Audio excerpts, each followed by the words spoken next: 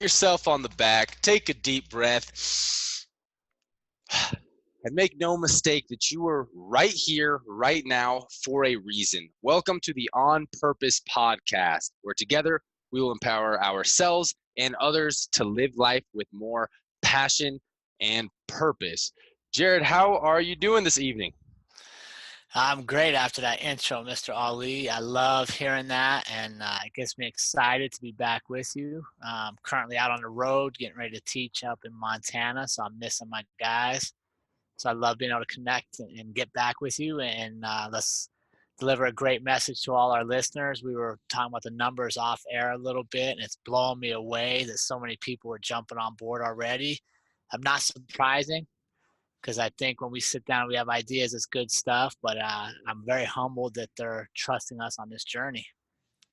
Yeah, it is really humbling and awesome to know that that many people are listening. Now, I want to see a lot of our listeners turn in some homework because that is the key differentiator of our podcast. We're not just talking, we're listing action items, which Jared and I also do in order to live our lives with more passion and purpose. So let's definitely hit on the homework. Last week was a little bit about supplements and substances that you use in your life. So please get that to us at onpurpose.official@gmail.com. So Yeah, Jared, and I think it's important, Ali, on that. Like, we know that's personal stuff, right? So you can email us, you can DM us, but the reality is this is not the Easy Road podcast. This isn't the road most commonly traveled podcast, right? There's a ton of other places you can go and stay in the herd. This is where you come to stand out.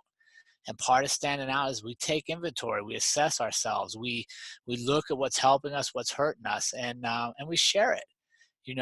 Ali and I both talked about our histories last week, and we learn from it. We respect each other on it. We respect our differences of opinion, and the best way to get the most out of this is to participate. Right, sitting back and listen, that's kind of entertaining, but man, we want growth, we want purpose, and we want to help people get to the best lives they can. So I'm with Ali, man. We got to get this homework going. We got to start taking our self-improvement seriously, because the reality is if you don't want to improve yourself, if you're not going to do it, nobody else can do it for you. starts with you. That's right. So let's get into our episode titled Selfish or Self-Respect. There's a fine line. So I got a question for you, Jared, to start us off. What do you think is the difference between being selfish and having self-respect? Do you think there's a difference, or is that synonymous? Talk to us a little bit about that.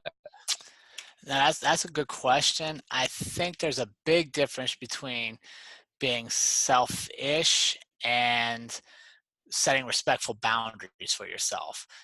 Selfish is when I'm involved in a relationship and I'm looking to take, take, take. But there's also times where I'm in relationships and I feel like I'm getting taken from, that I have to put up boundaries and respect myself and respect my wishes and how I'm feeling about it. And I think that's where we struggle in today's world is we're about being vulnerable, and we're making great strides in opening up and really talking about problems and issues that are bothering us. However, sometimes we're not so good at putting up those barriers to protect ourselves a little bit. And then we start to get that resentment and that feeling of I'm being taken advantage of. So to me, I think that's the simplest way. Is selfish is when I'm in something and I'm looking to gather and take everything, and self-respect is when I respect myself enough to put up healthy boundaries to where I can give you where I'm comfortable, but I'm not being taken advantage of. What are your thoughts on that? I agree. I agree. I think you're exactly right, to where you're only focused on what you can get out of the relationship when you're being selfish and only thinking about yourself. But I think that you have to be selfish sometimes. There are times where you have to be selfish, and I've learned that with a few different relationships, business relationships, romantic relationships, and even personal relationships. And I think it's a really, for me, I'm still learning. I'm still learning on really how to balance that selfishness and self-respect. So I need help with, when do I know I'm not being selfish enough, right? What do you think is a good basis for our listeners to know, like, okay, I'm not being selfish enough. I need to be more selfish and take a little bit more for me. Do you have Yeah. any? Yeah, I think it's easy to me, right? If everything I'm doing is making you better, everything I'm giving is moving someone else further ahead, and I feel like I'm getting further behind, I'm not learning, I'm not growing, then I'm being too selfless, right? I think life needs to be a little more selfish at times, right? Selfish for my own growth, selfish for my own development, selfish to have a dream. And I think one of the biggest places you'll find this, and this is where we're a little different, Ali, is parenting, right? A parent is one of the most selfless jobs you can ever have, right? Literally everything about you, especially when the kids are little, everything in their world revolves around you providing it. Food, shelter, security, love, discipline. Everything you do is about them. And then a lot of times, like where I'm at in my life now, my kids are older, they don't need you as much. And I think a lot of people lose their identity because they've been selfless for so long, they haven't selfishly developed who they're going to be. And so to me, parenting is a perfect example. Sometimes people get lost. And on the negative side, you see those parents that live through their kids and they push them super hard in sports, and they're the ones that are touting their kids doing this and that. And what is that? Well, it's because they weren't selfish enough to keep their own identity. So their identity became through their kids. So now they're selfless to a fault. So I Mm, think when I think like that, to me, that's almost like the perfect example. So yeah. and you don't have kids yet, but I think if you look back to your parents or maybe some of your coworkers, your buddies you hang around with that have kids, you can kind of see that shift in their personality where they used to be very goal driven and they had these dreams and ideas, and then they had kids, and suddenly all your dreams go on the back burner and everybody else's dreams become more important. That's a great point. So for all the parents out there, this sounds really tough to me. I'm not a parent, but when do you know as a parent that you're not being selfish enough? Well, I think it comes naturally. I think it comes when your kids are ready to jump out of the nest and flap their own wings, and you stop and realize that all your friends, all your circles revolved around your kids' sports, your kids' schools, your kids' activities. And now that your kids are moving past all that, sometimes you get lost. And I'll tell you, in our family, we went through that. My wife was a great mom. That was her goal in life, was to raise our kids. She's able to stay home for a long time. I worked, and now the kids don't really want to be around. She's like, man, I have all this time. What am I supposed to do? Fortunately for us, I have people like Ali and Alex in my circle that kind of push me, and we're like, okay, now this is the time for us to reignite our engines and let's go chase some different goals that maybe we put on the back burner before. Which kind of leaves me my question for you, Ali. Do you think you're ever in perfect balance between being selfish and selfless, or is it always kind of in flow? I think everything's always in flow. I don't think that you're ever in a perfect balance in anything.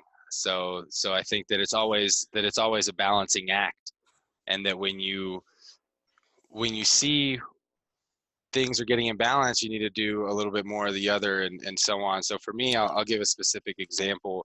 My business partner, my ex-business partner who finally resigned, I think that I took a stance. One of my favorite books ever, my favorite book ever, is How to Win Friends and Influence People by Dale Carnegie.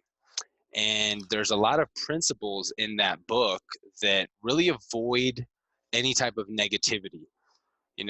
Be hearty in your approbation and lavish in your praise. Basically, call attention to people's mistakes indirectly.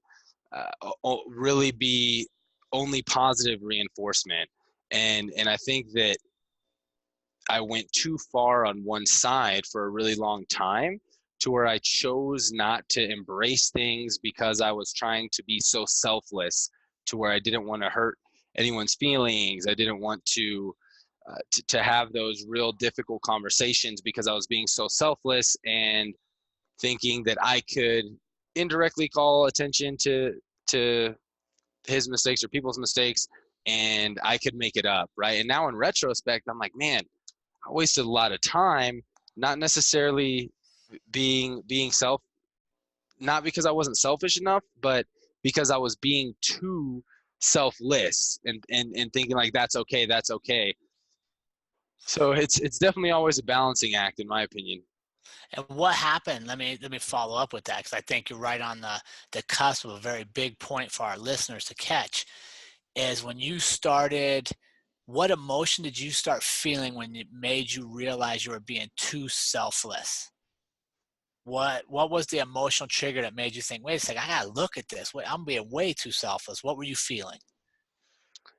I was feeling irritated, and that Yeah. irritation turned to anger, resentment, and I would let things fester because I would put on this facade of like, oh, it's all good, don't worry, we're gonna get it, it's all right, we'll take care of it, instead of being like, whoa, this is not okay. We need to talk about this and really addressing the issue when it happened. Yeah, and I think that's it. I think that's the key is how do you know when you're being selfless, too selfless and not selfish enough is when you start resenting all the things you used to love to do, right? Like I used to love, you know, doing this one activity because I knew it helped my neighbor. And then, maybe it's like mowing the yard. Like I helped my elderly neighbor mow the yard one time because they were out of town. And then all of a sudden they expect it every week. Now I'm like, I'm mowing it, but I'm pissed because they just expect it. Now I'm too self. I'd rather be working on my car than mowing your yard. But right, you get that emotional shift. So I think that's the key is when you feel the resentment, the anger towards what you used to like doing, you're probably being too selfless. Yeah, that's a good point. Feeling negative emotions when frankly it should be, if you're doing a selfless act, it should be bringing the positive. Yeah, and I think it usually starts out that way. And then at some point we it drifts too far to where we don't want to be doing it. We don't set those boundaries and it's easy to be taken advantage of. And I think to me that's a real fine line, right? Being selfless enough to put others first and being so selfish you get taken advantage of. Yeah, I think something that I used to do too much and struggle with, and now I'm like, man, why was I such a bitch and always like apologize, is apologizing, and always saying like, oh, sorry, and just being, I don't know if you would call it selfless, but caring too much about what other people thought. And I think that's a part of that can be kind of lost in selflessness, right? To where you're lowering your value when you try to be too selfless, right? Oh, sorry, and even in emails or texts, like sorry for the delay and stuff. To where now I stopped apologizing, and I think we talked really about anything unless I truly made a mistake. But other than that, I realized that was something to where I was being too selfless, and it took away from some of my self-respect, right? Of having respect for my own time and my own actions. Well, yeah, and you're starting an engagement, a conversation, a relationship off by apologizing for something, let's be honest, you don't really feel sorry for. Right, you're saying, Exactly. "Hey, I'm Saying sorry," because you think you're supposed to say it, but inside you don't. Well, what kind of relationship are we gonna have? What kind of business relationship, coach-student relationship, podcast hosting relationship are we gonna have if when you feel something, you have to start by saying sorry that you felt this way? it's gonna be a sorry ass relationship. Right, That's what right, it's gonna it be. is, and I think that's where we struggle in the world today is nobody wants to be selfish, right? Everybody wants to be the guy that puts everybody first, and we're so hypersensitive to offending anybody that a lot of times we're not really our true selves, right? And Right. is it selfish for me to say, "Hey, Ali, I think like on the last podcast you should have done this better," and we have that dialogue? No, that's how we grow. And I think by avoiding those difficult conversations, you're truly stunting your growth. Yeah. Yeah. So I the Google definition for selfish is lacking consideration for others, concerned chiefly with one's own personal profit or pleasure. To where I think we need to reframe the word selfish, because sometimes a lack of consideration for others is a good thing. And I have found myself, especially in previous years, my first couple of years of being my own business, having too much consideration for others, caring what they think, caring how they feel, caring too much about them and not for my personal profit or pleasure. And again, you have to be considerate, but you're absolutely right with all the saying sorry and the framing, and saying sorry for something you're not actually being for is, I don't think that's lacking consideration. That's just being straightforward. Right. And I agree. And I think, is there a time that being selfish is beneficial to you?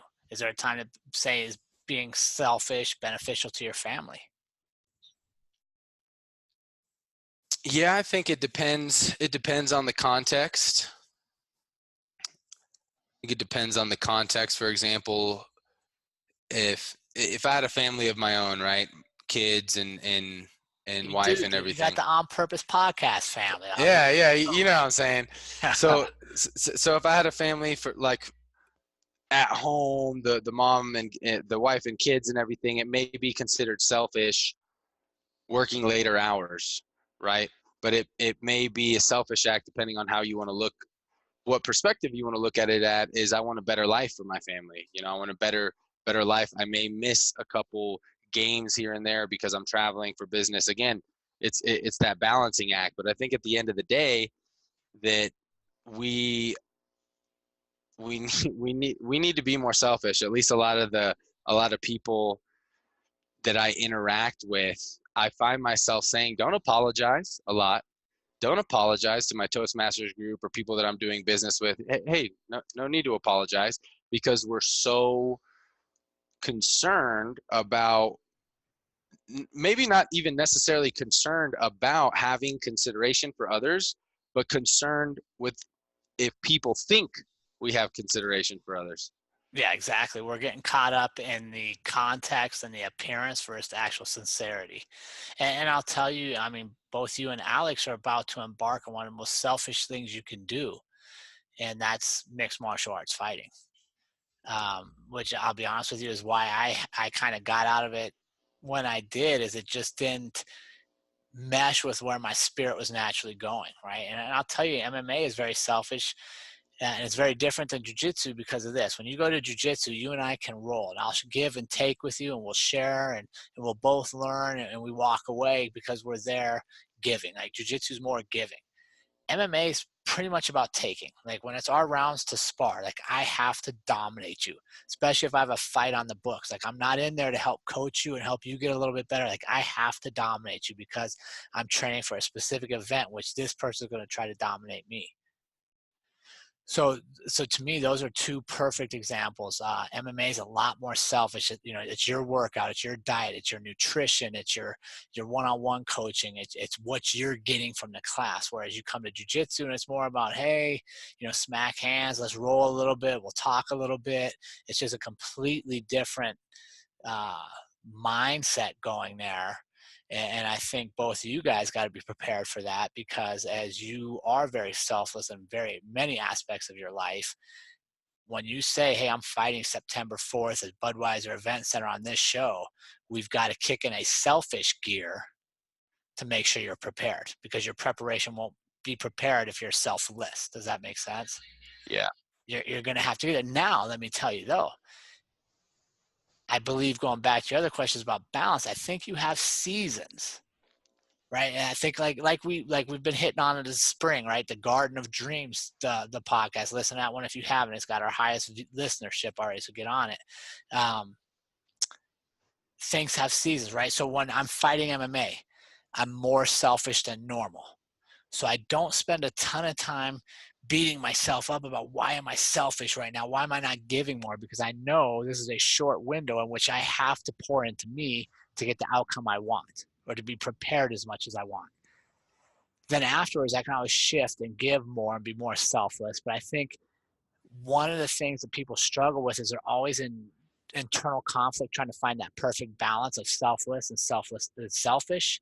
And I really don't think you get there. I think you have seasons where, like you said, if you're on a business trip, well, these 3 months are going to be pretty selfish. I got to be on the road, but I get to take my kids on this crazy vacation afterwards. So I get to reinvent the selflessness afterwards. So I think people got to have a little more grace in their expectation that they're ever going to be perfectly balanced on a lot of things, and especially when it comes to balancing being selfish and selflessness. Yeah, yeah, I agree. You're in certain circumstances, you're being selfish if you're not being selfish, right? You need to have that foundation and take care of what you need to in order to be able to contribute value. You have to build that foundation. So I think if you're a completely selfless person and always giving, then you're not really worth a shit, because you haven't been selfish enough to gain value, to gain that profit or pleasure, like in the Google definition, to really be able to give back. Right. Yeah. So like you're saying, if you have those seasons, if you have your time of selfishness to where you're gaining, you're learning, you're growing, well, guess what? Then that's when you can turn around, and the next season is a little period of selflessness and giving back. Right. If you weren't selfish when you were preparing for your MMA fights, you're focused, you're not doing all the family nights and doing everything. And, Trey comes along and wants to learn, hey, Dad, I want to learn some moves, blah, blah. If you weren't selfish during that time, you're being selfless. It really doesn't have any value. No. Well, and for me, it even hits more home because Trey walked me to the cage every one of my fights. Right. And like, that was a huge moment for us. And that was something he'd always look forward to. And it was an amazing bond and experience between father and son to share that. And if I hadn't been selfish in my preparation up to that point, I couldn't have been selflessness enough to have him walk out confident that I was going to honor him. Yeah. Wow. That's powerful. I can only imagine like walking out, my dad, let's go, Dad, beat some ass. All right, so I will pull it up. We have some pretty sick video of us walking out, and we come out from behind the curtain, and the song comes on, and that was places. I'll see if I can find that, and I'll share it with you guys. Maybe we could throw it up on the podcast notes or something. But it was awesome. It's definitely one of those moments that we will always have. That's awesome. So let's get to some tangible things our listeners can do, because that's why they're here, right? It's entertaining, but man, we got to get better at this stuff. So Ollie, what are some things you do to help you identify when you're being too selfless or when you need to be more selfish? What are some tips you have or strategies you use? When I need to be more selfish or selfless.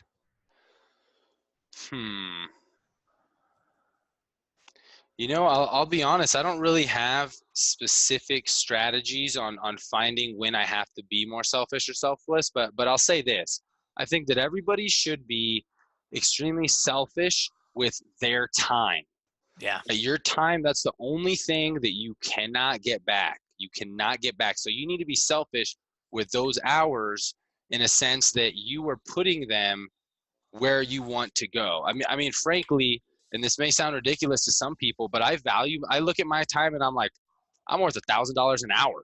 The time is ticking. That 1 hour for me of my time is worth $1,000. Now I'm not making that much yet, but that's the type of value that I put on there, to where if I'm going to be selfless and giving out some of my time, I really want to make sure that if it's not just being wasted, like just random leisure. Like I'm either adding value to someone's life or adding value to my life. So one thing that I do, time management thing that I do, is turn off all of my notifications on my cell phone. And that was just a reminder. That was a notification, just in case you're wondering.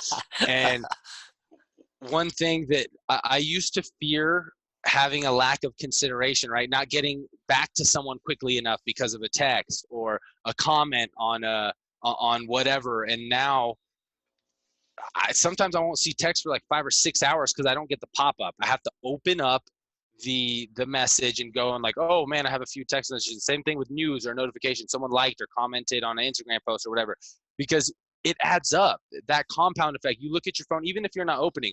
Oh, who's this? Oh, wait, what? Did they comment on something? Okay. Oh, wait. All right. What was I doing? Blah, blah. There's 1 minute there.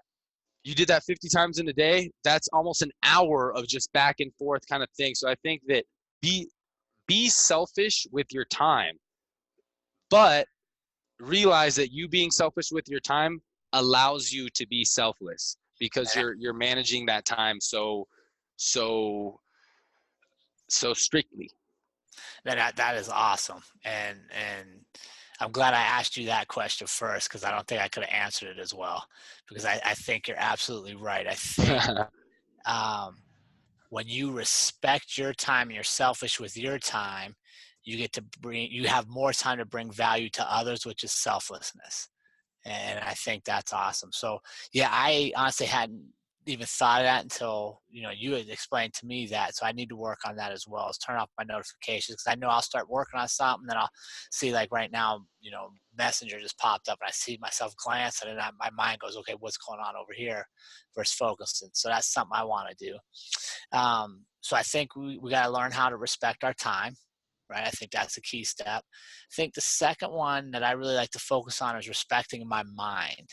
And we kind of hit on this one in an earlier podcast about our social media, our media consumption, and it primarily focused on social media. But I respect my mind by really putting up limits on who's getting into my mind, what kind of messaging is coming into my mind, what kind of news I allow myself to see, how much time I'm spending on social media, what kind of influences am I spending my time around people that are complaining and negative and don't see a glass half full? Or am I spending my time around people that are dreamers and achievers and goal seekers? So I think you got to respect your mind, and not everybody needs access to you, right? And not everybody needs the same amount of access. And I think that's where we can really get better is, what kind of mood you're in. So for me, if I'm in a creative mood, I know there's certain people I'm going to talk to, there's certain music I'm going to listen to, there's certain messaging I'm going to allow into my mind because it fuels the creative.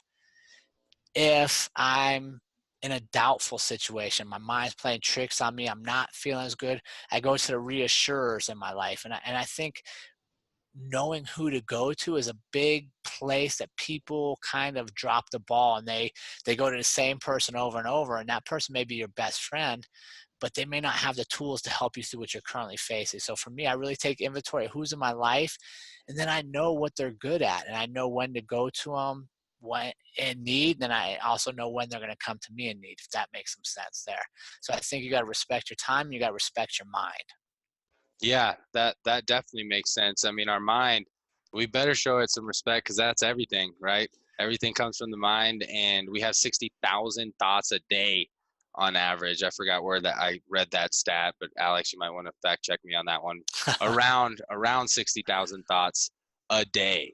And you can imagine how much more our mind is getting distracted when we have all these notifications popping up and just all this stuff. So I agree. We have to be aware of, again, you're always hitting on the awareness. What are we allowing our mind to consume, even in the background, even if you're not listening to the music, whatever words, if you're not actively listening, the subconscious is still picking up on that. One thing I've recently done, Jared, I've been trying to get in the habit of meditation for years. And this past year has been finally my breakthrough, to where I've been hitting some streaks. I use this app called Insight Timer, primarily because I'm a cheap ass and that's the good free one. And I didn't want to upgrade. I used a few different ones, and then they're trying to charge me. I was like, nah, fuck that, get out of here. So Insight Timer is free. You don't need to pay for Insight Timer, and they have some awesome guided meditations on there, to where I'm hitting streaks now. And I think that's, people always talk about meditation, but it really is, when you talk about respecting your mind, I think that's one of the biggest things you can do in the conscious state. Because when we're sleeping, we're in the subconscious, right? But the conscious, oh, thanks, Alex, just got the message, between 50 to 70,000 thoughts per day. Yeah, so right there, right in that number. When we are conscious and we can quiet our mind, that's really showing some respect to our mind, and that's almost giving fitness, because our mind just wants to keep going, producing thoughts, producing emotions. Do you have experience with meditation? Do you use it? Yeah, I do. I have a morning ritual that I swear by, and I've seen a huge amount of success since I started it. I was just actually looking at it earlier. I started it the 1st of March in 2018. I literally start every morning. I get up and I just sit and I meditate for 10 minutes and just clear my mind. I sit in the living room, nice and quiet. It's dark. Nobody else is up. And then as soon as I'm done with that, I jump on my computer. I don't go to email. I don't go to social media. I don't go to anything. I go to my documents and I pull up my gratefulness and my intentions document. And I start every day by writing, what am I grateful for? And like today, I had a variety of things, but I'm grateful that I get to spend time with my mom. I'm grateful that I get to help Andrea with her business while we're on the road. I'm grateful for the opportunity to do a podcast from a remote locations and connect with you guys. So I'm setting the tone for not what am I anxious for in the day, not what am I dreading in the day, but what am I already grateful for? What am I already excited about? And then one of the key things that's really helped me is I'm grateful for all the problems that'll be presented to me today, which I know seems weird, right? Like most of us spend time like we want that perfect day. We don't want problems. I'm grateful for them because any problems I have today, I've worked to have those problems. That means I had success in the past, which presented new problems. So I'm grateful. So I start off with 10 minutes of meditation. I write what I'm grateful about, and then I write what are my intentions for the day. And I always start, my intentions are, to be strong in my belief, to be strong in my words, to be strong in my writings, and to share, to inspire, to be part of people's lives. So I'm talking about what I'm grateful for, and then what do I intend to get out of the day? Not what do I intend to take, not even really I intend to achieve, because sometimes you may not achieve what you wanted because variables come up. But what do I intend for the day? I intend to share my message. I intend to be happy. I intend to live loudly, and I intend to use my words and take action and act. And I start every morning with that. And I tell you, I like it because it removes some of the doubt of eating breakfast, drinking coffee, and going out and being like, okay, world, throw it at me. What do you got? Like I'm already going out and being like, okay, where's that problem? Oh, there's my first problem. My favorite route to work's backed up. Oh man, now I get a chance. I get to go see a house I don't see, right? Because now I get a chance to take another route. It's the same thing, right? Like you're not going to get through traffic. You're either angry and upset, and you sit there and fester, and it makes your day spiral out of control. Or you're like, shit, man, I haven't driven by this park in years. Oh, they put up a new building, right? Alternate route, same thing, two different mindsets. So I really believe in taking charge of my mind. I'm not letting, I don't want that doubt, negativity in there. I'm going to build it the way I want it. And I think the beautiful thing is I'm not very smart, to be honest with you guys. And if I can do it, all of our listeners can do it. It just takes practice, dedication. You got to do it over and over. That is a beautiful routine.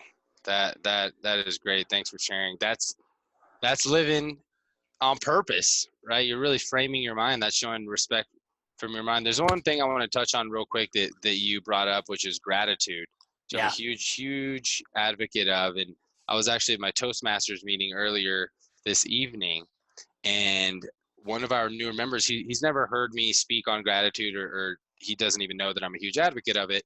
And it was fascinating to hear that he used to have anger management issues and went to a counselor, and he said, I tried boxing, therapy, yoga, all this stuff. And he said that the number one thing that helped him get over his anger issues and really manage his emotions was gratitude. I was like, wow, that's really cool to hear from somebody just randomly saying that. So I just wanted to bring that up.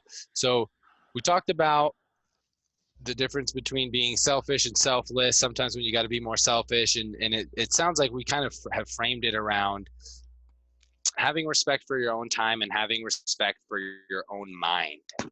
Is there anything else that you think is an important piece of that self-respect, your own time and your own mind? Yeah, to me, it boils down to one more key component, and that's your happiness. You got to respect your happiness. If I'm around people that don't make me happy, I'm doing things that don't make me happy, man, this life is short. This ride is short. You're never getting that back. Make a change. And I'll tell you, for me, one of the biggest things is I had 21 years as a police officer. I was getting to the end where it wasn't what I wanted to do with the rest of my life. It wasn't fulfilling. I could feel negative emotions towards it as I got to work every day. And I was like, man, there's got to be more here. And a lot of the changes we made, a lot of starting this podcast is this makes me happy, right? Like of all things, it makes me happy. I feel good. And the more things you do about being happy and feeling good, the more you're going to attract the same thing. I think too many people get caught up. We can do another podcast on this about the salary and the benefits, and they do the same thing over and over because they've always done it. And it's safe and secure, but at the end of the day, they're not happy. And, Alex and I were talking, before the podcast about why did I make that leap? Why would I retire now when I'm super young and create this uncertainty and lose the guaranteed paychecks and lose my health insurance and take on all this responsibility? One, I want it. I've dreamt of having all this. And two, man, I want to be happy. If I have less money and more happiness, I'll trade that every day of the week. And then most importantly, I want my kids to see me at my happiness, at my happiest. Right. And I want them to look and go like, wait a second, like dad did this to be happy. What can I do to be happy? Because I think too many people in the world today just aren't genuinely happy. And like you said, gratitude's a great emotion. Respect in our mind, knowing what we're getting out of the world, but just being happy, just looking at the world and being like, man, it's freaking spring. You guys are in the 80 degrees or 70s, you're in shorts and it's snowing on me. And guess what? I'm still happy, right? Like you get to choose that. And I think, I guess if I would close up with that, Ollie, I'd say too many people don't realize they are in control of choosing to be happy. Yeah, isn't that crazy? The happiness is a choice. I'm really glad you brought up happiness because I used to be the same to where I would think that, oh, I'm in the grind right now, right? Like I'm working towards happiness. And I used to think that happiness was always behind an achievement, right? Oh, in order for me to be happy, I need to get here. I need to make this much money or meet this special person or accomplish a certain goal. And it very recently in my life, having awesome friends, mentors like you and a lot of people at trials and Toastmasters and everything, I've realized like, wow, no, it's a choice daily. And I can be having a shitty day and I can still find something to be grateful for, still find something to laugh about, still find something to be goofy about and be happy. So I'm really glad that you brought that up because you're absolutely right. But I think you hit it on the head. You can find it, which means you're what? Looking for it, Choosing. Mm-hmm.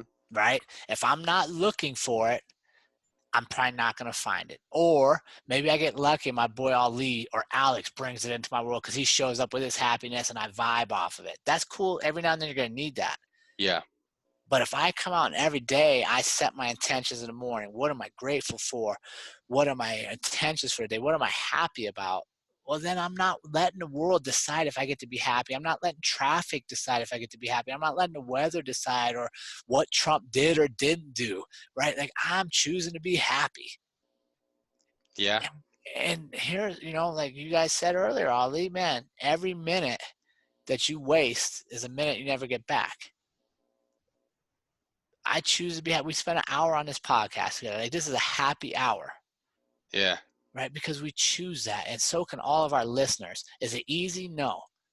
Is it going to take work? Yes, it's going to be a result of habits that you do, but it is a decision. Choose to be happy. And then look, what do I need to do in my life? Where do I need to make adjustments to get more happiness? And that's really right now what I chase is what do I got to do to be more happy? Yeah.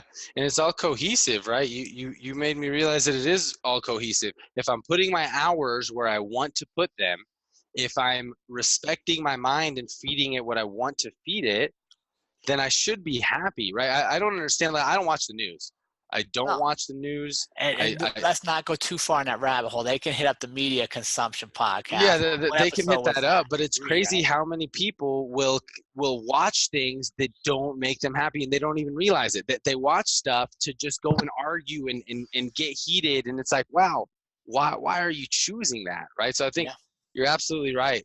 Time, mind, and happiness, I think, are great three little pinnacles that we can have And it's to a have start. self-respect. Yeah, and it's a start, right? If we start there, we have a good foundation to build everything else. And here's where I'll tell you just one of the examples of my happiness. And it's probably dumb, and most people are like, "You're an idiot for saying this." Every day I go to the gym. You know the first thing I do? You guys don't ever see this because I do it before you get there. What's the first thing I do when I get to the gym? Any ideas? I don't know. I walk in and I clean both bathrooms. I literally put on rubber gloves. I spray the foamy shit on the toilet. I wipe it down. I clean up the sinks. I wipe the little handicap rails. I wipe the door handles. And the whole time I'm cleaning up bathrooms that I hardly even use, I'm happy. You know why? It's my success that allowed me to have a gym to even clean a bathroom, right? But I think you're right, Ollie. You said it earlier. Too many times we thought if we get from here to there, once I get here, I'm gonna find this happiness. And when we get there, guess what? We're no more happy because the happiness was in between and we forgot to look for it. Amen. Right. So I'm Amen. happy cleaning bathrooms. I'm pretty sure I'm like 2 more bathrooms away from being a full blown custodial management service guy. But I'm happy doing it because I clean the bathrooms. You guys come in, you use a clean bathroom, you're happy. Right now, we just got more happiness. And it's only because I have that problem of cleaning a bathroom is because of other successes I've had. Yeah, happiness is a choice. I've had it backwards my whole life. I've You know always why? thought, Because you're not taught that. yeah. Like, think about this. Think of, and maybe I'm goofy here. I know we got to probably wrap this one up, but I thought about this with my own kids and it made me shift how I parented.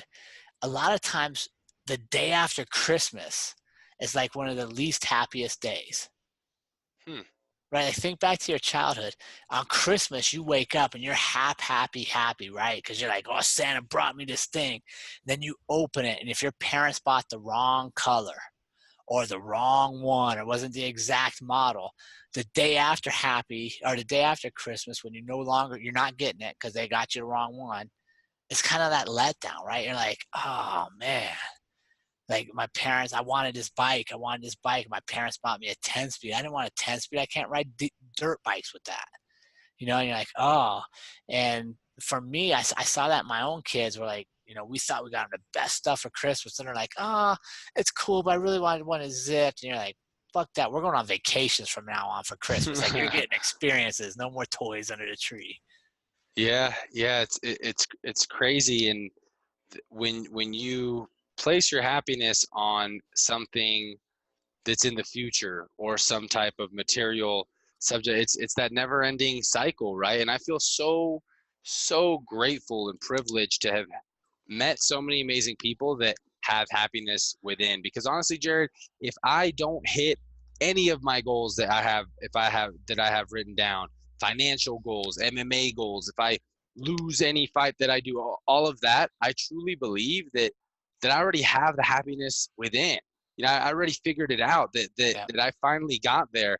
And I see so many people putting that happiness behind that next thing, right? Oh, when I find that soulmate, I'm going to be happy. Oh, when I get that job, I'm going to be happy. Oh, when I do this, and having it dependent on some other thing or some other person when it's a choice. The Hey, answer man. is already within. Yeah. It's there. Alex, you could just end the podcast. I'll just drop it on them. The truth is, your happiness is never external. Anything that's external provides a glimpse of happiness is temporary. The new promotion, the new job, the new car, all things. At some point, that's going to fade. True happiness is when you choose it and when you practice it, and then when you get to share it. Yeah. And I think that's where we're at tonight, boys. I think we need to give these guys some homework. And Yeah. start getting on your homework, team. Like, let's get better. Let's choose happiness. Let's choose accountability. Let's control what's coming in into our minds and our spirit and our body and what we're sending out. And it's going to start by examining what you're currently doing. So what do we got for them, Ali? All right. We have 3 steps for the homework this evening. Step 1 will be to identify what you are doing on a weekly basis to respect your own time, mind, and happiness. We gave a couple examples. For me, turn off all my notifications for my time. Mind, one example is meditation. Happiness, doing things I enjoy. Going to see my people at trials, going to Toastmasters, doing things that I enjoy. The step 2 is write out 2 to 3 sentences about how these actions respect your own time, mind, and happiness. And for those of you who aren't really doing that, write out things that you want to do and start doing it. It's okay. Everyone's on their own path. If you're like, damn, I don't do shit to respect myself, I'm going to respect myself a little more, then start today. Start now. Do the homework and get up to speed. Because again, like Jared and I have been saying, this podcast is as much as it is for you, for us. I've already made a lot of improvements in my life just from our own homework. I'm over here talking about what everyone should be doing. I'm like, oh shit, yeah, that's actually really applicable in my own life. So step 2, write out the 2 to 3 sentences about how those actions give yourself the respect of your own time, mind, and happiness, and then report back by emailing onpurpose.official@gmail.com. And again, it's always going to be confidential, even if we're not even if we're not rereading what you're sharing. That's holding you accountable. That's making sure that you're doing the homework and you're sending it in. So make sure to take that extra step and don't just say, oh, you're doing it on your own. Send it in. Yeah, I appreciate that, and we look forward to a lot of more feedback from our listeners and viewers out there. We appreciate all of you and the time that you trust us with, and we promise to bring you value. So, with that, man, we're going to work this week on respecting our time, respecting our mind, and respecting our happiness. And I really want you to focus on the happiness piece and realize that is a choice, and you will not be totally happy until you choose it. So let's start choosing that. So with that, everybody, remember our life is too short to live any other way than on purpose. We appreciate you guys being here, and we will catch you all next week.